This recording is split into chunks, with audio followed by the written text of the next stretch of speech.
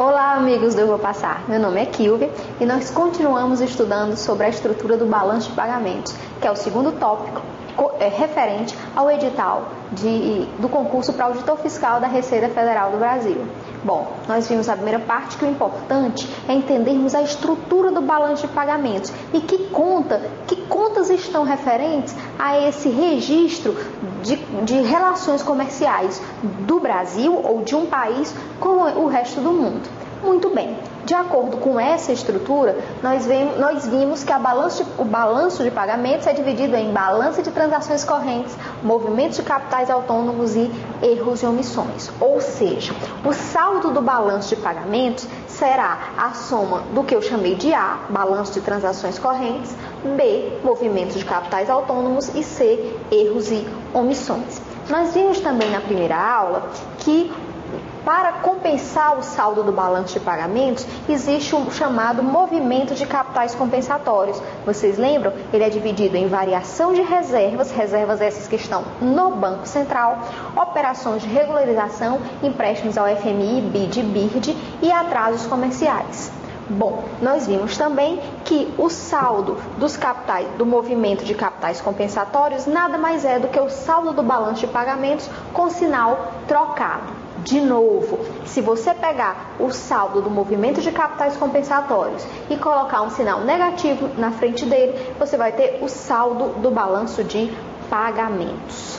Tranquilo? Então essa estrutura ficou bem clara na cabeça de vocês? Tá tudo clareando, entendendo como é que funciona a estrutura do balanço de pagamentos? Então vem comigo que nós vamos ainda falar um pouco mais sobre a balança de transações correntes. E é agora.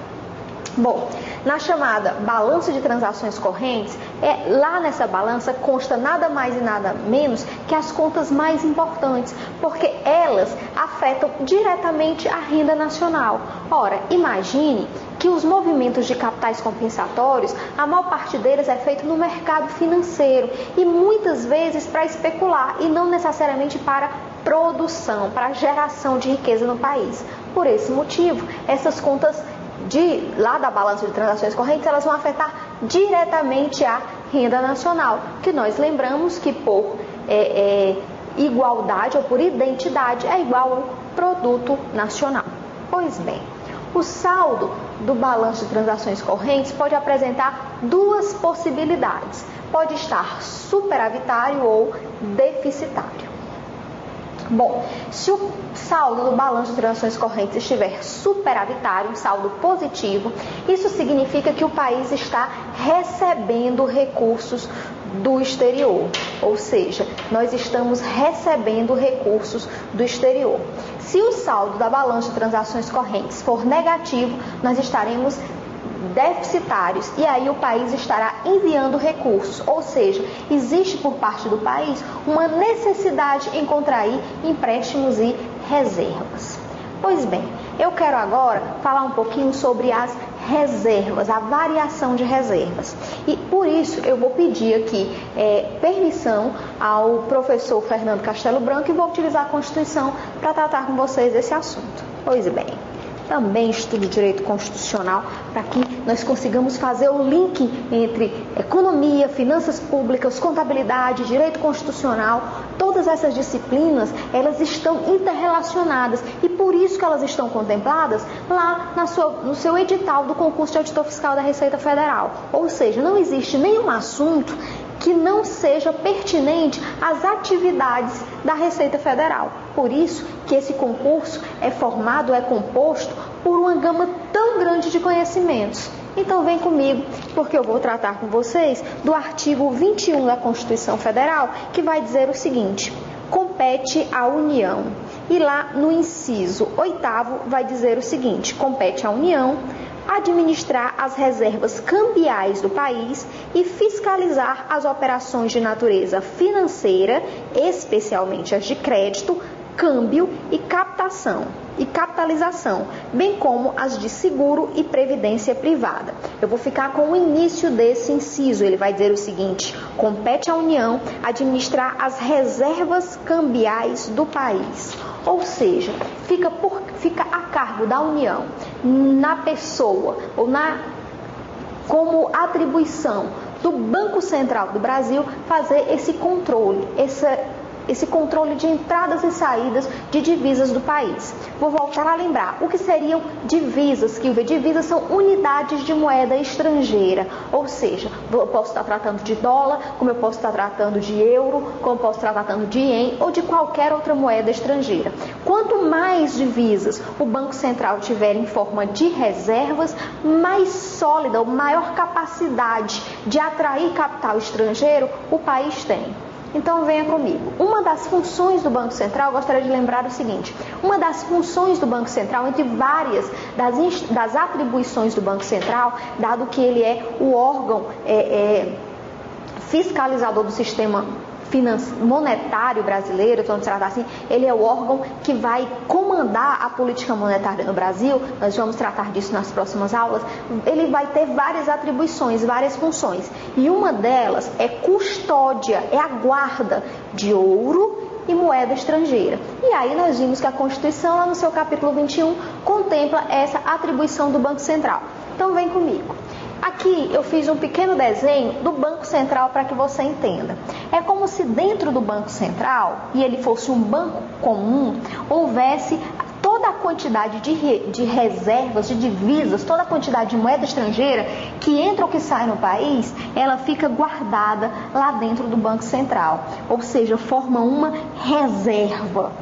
Tá? Então significa o quê, Kilvia? Significa o seguinte: quando nós exportamos, quando uma empresa brasileira exporta para o resto do mundo, a mercadoria sai sob forma de exportação e aí o seu cliente vai pagar o que foi enviado, a exportação, o produto exportado, vai ser feito o pagamento. Aí vai ser depositado no banco estrangeiro e esse dinheiro vai ser transferido para o Brasil. Quando esse dinheiro ele é transferido, que ele está aqui via setinha azul, entrando no país, lá do resto do mundo, de qualquer país do resto do mundo, estiver entrando no país, o Banco Central guarda essas reservas, fica com elas, porque é a atribuição dele a custódia de moeda estrangeira.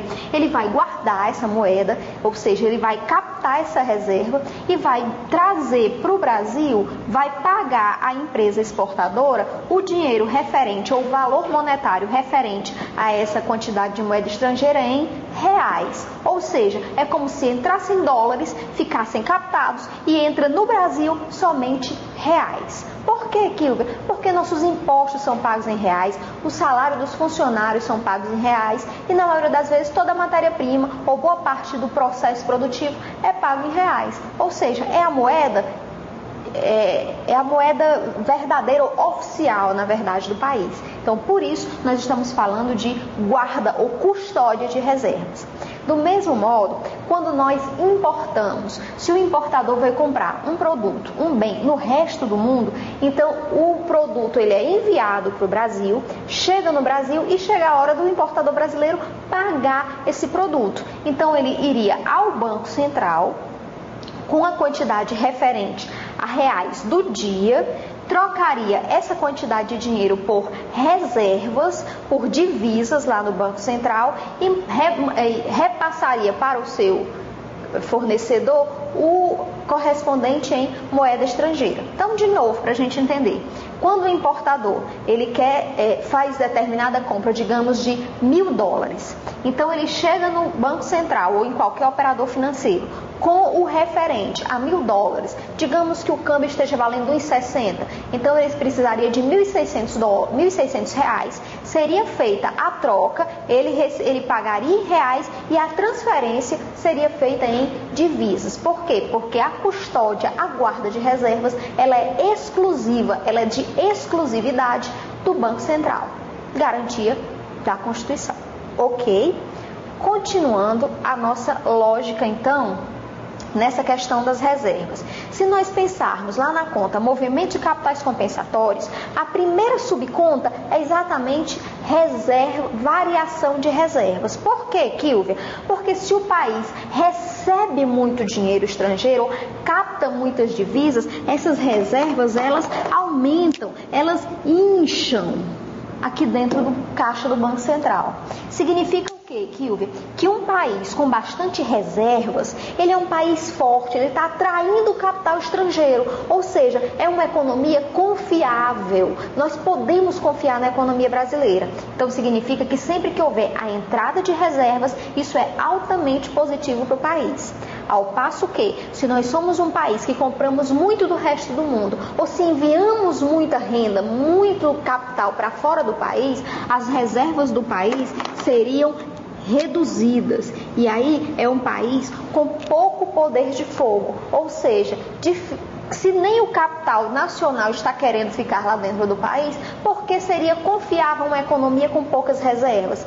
Então eu gostaria que você pensasse o seguinte: sempre que um organismo internacional olha para o Brasil, ele vai olhar para as contas lá do nosso balanço de pagamentos. E uma conta extremamente importante a ser observada são as nossas reservas, a quantidade de reservas. Ela é um indicativo da confiabilidade do país, ou quão forte é a economia a ponto de captar capitais ou divisas do resto do mundo.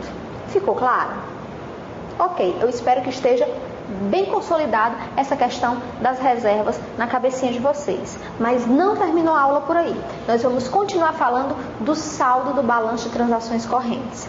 Há 2 aulas atrás, nós falamos da chamada poupança externa. E eu disse que no futuro nós trataríamos da questão da poupança externa. Isso foi até questão de dúvida e alguns alunos me passaram e-mails a respeito de explicar por que a poupança externa é positiva, por que a poupança externa é negativa, o que significa isso. Vamos tratar disso agora. Muito bem, o saldo do balanço de transações correntes nada mais é do que a poupança externa do país. Eu falei para você que esse saldo pode ser superavitário ou deficitário. Se o saldo for superavitário, significa que nós estamos aqui nessa área vermelha das reservas, muitas reservas. Se nós temos muitas reservas, significa que a poupança externa significa que muitos países, é como se nós tivéssemos crédito em relação aos outros países, porque nós captamos, nós atraímos, nós recebemos moeda deles. Como nós recebemos moeda deles, o saldo externo, ou seja, do resto do mundo, é negativo. Ou seja, nós captamos essa poupança que seria do resto do mundo. Ou seja, a poupança externa não é a poupança do Brasil, é a poupança externa, ela é negativa sempre que nós tivermos as transações correntes superavitárias. Isso se dá por conta desse aumento de reservas. Ok? Da mesma forma que se as nossas transações correntes forem deficitárias, significa que nós estaríamos aqui nessa área correspondente ao círculo preto das reservas.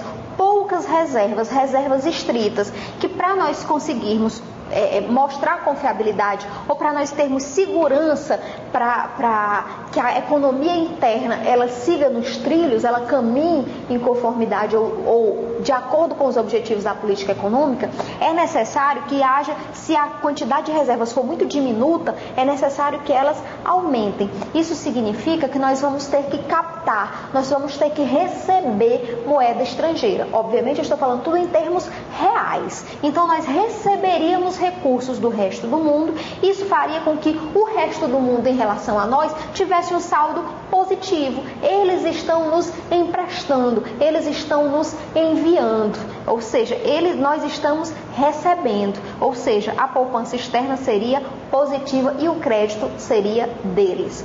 Novamente, recapitulando tudo, sempre que nossas transações correntes forem superavitárias, isso implica necessariamente no aumento de reservas lá no Banco Central, nós teríamos uma poupança externa negativa, porque nós seríamos transferidores de recursos. Nós temos muitos recursos lá no Banco Central, muitas reservas. Sempre que nós tivermos as transações correntes em situação deficitária, as nossas reservas caem bastante, ficam bastante diminutas. Isso faz com que a poupança externa ela seja positiva e nós sejamos recebedores de capital ou de recursos do resto do mundo. Obviamente que sempre que as transações correntes forem deficitárias, isso implicará no maior endividamento do país. Ou seja, quanto mais deficitário forem as nossas transações correntes, maior o endividamento do país frente ao resto do mundo.